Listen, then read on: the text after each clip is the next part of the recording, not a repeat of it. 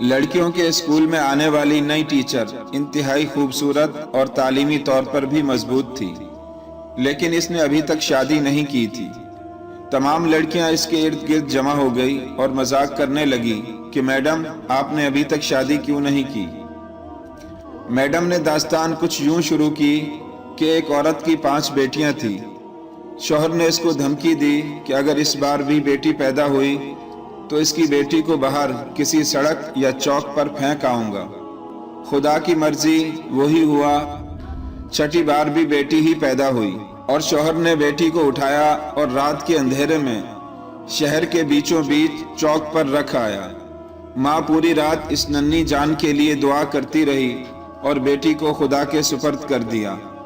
दूसरे दिन सुबह वालिद जब चौक से गुजरा तो देखा कोई बच्ची को नहीं लेकर गया।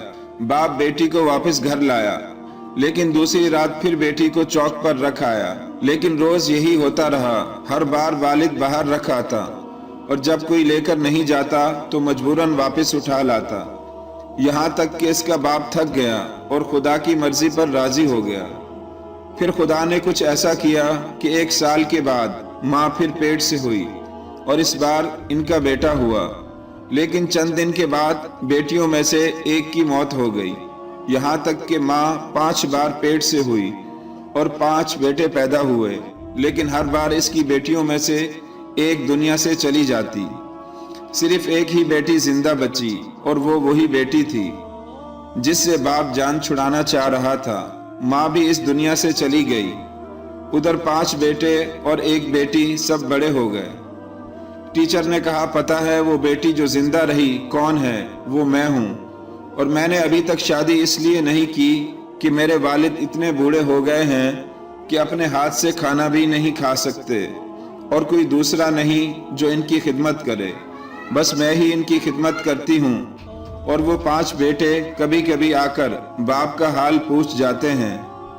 वालिद हमेशा शर्मिंदगी के साथ रो रो कर मुझसे कहा करते हैं, मेरी प्यारी बेटी, जो कुछ मैंने बचपन में तेरे साथ किया इसके लिए मुझे माफ करना। दोस्तों, मैंने कहीं बेटी की बाप से मोहब्बत के बारे में एक प्यारा सा किस्सा पढ़ा था कि एक बाप बेटे के साथ फुटबॉल खेल रहा था और बेटे का हौसला बढ़ाने के लिए जानबूझकर बार बार हार रहा था और दूर बैठी बेटी बाप की शिकस्त बर्दाश्त न कर सकी और बाप के साथ लिपट कर रोते हुए बोली, बाबा, आप मेरे साथ खेलें ताकि मैं आपकी जीत के लिए हार सकूं। सच ही कहा जाता है कि बेटी बाप के लिए रहमत होती है।